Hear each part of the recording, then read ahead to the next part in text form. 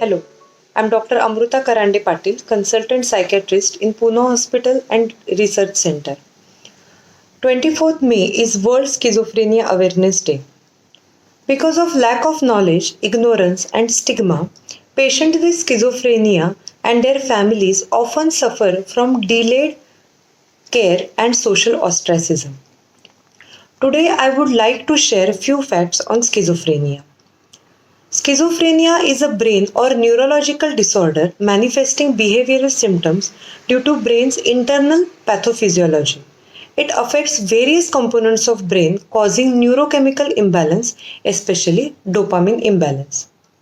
It is characterized by various symptoms, most important being lack of insight. That is, a patient with schizophrenia cannot differentiate between real and unreal experiences, affecting the way a person thinks, reacts, and behaves. So, how does it start? In some cases, it appears suddenly and without warning in their early warning signs in their early 20s and 30s.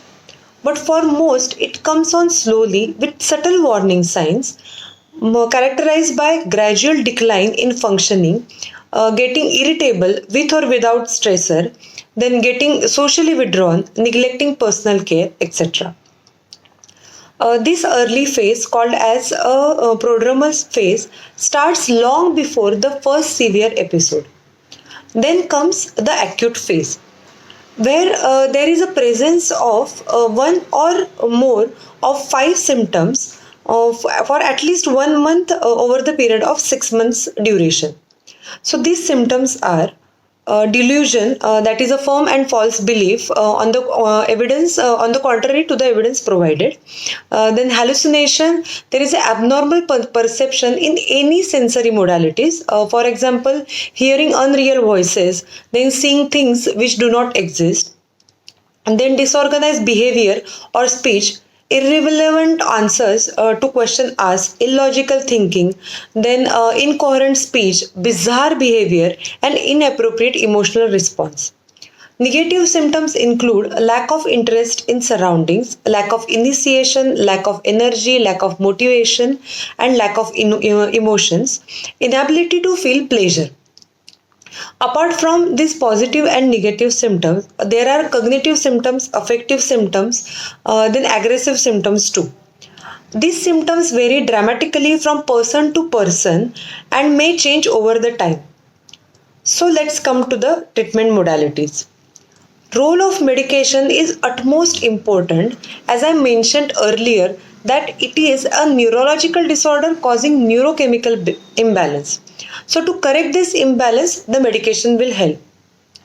According to the severity of your symptoms, your psychiatrist will choose the combination of the psychotropics. The other treatment modalities include the ECT, that is electroconvulsive therapy, still a gold standard in a treatment-resistant schizophrenia. Then therapy in improving your coping skills, managing stress, relationship issues, improving your communication. Also the lifestyle modification such as regular sleep schedule, then healthy diet habits, and most important, the abstaining from the substances. So, substance abuse will worsen the symptoms and complicate the treatment. Now, the tips for caregivers. First, remember it's a medical disorder with the behavioral symptoms and it is treated as a medical illness only. So, put away the stigma. Educate yourself about the schizophrenia and its treatment so you can make the informed decision.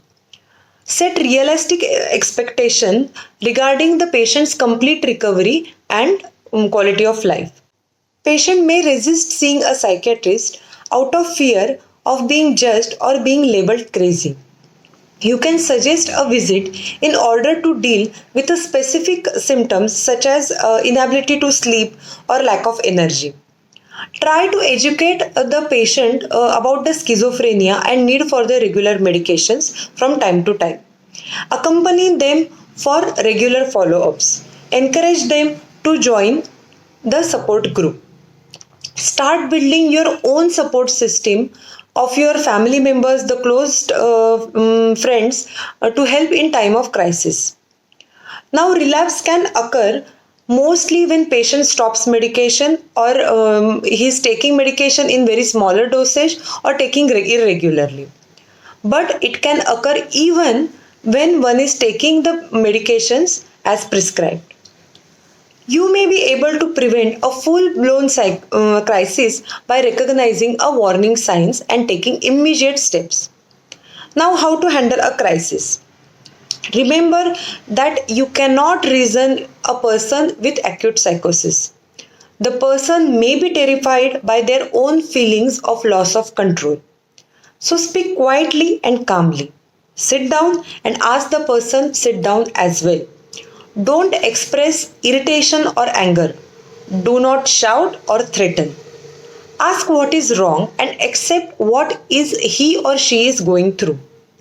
Make them feel safe by your words and actions. Ask them to take the emergency medication. Soon he or she gets a bit relaxed. Contact the psychiatrist for the further management. Take away home message will be the earlier the diagnosis, the better the prognosis. So this concludes my share on schizophrenia. Let's spread awareness about schizophrenia. Thank you.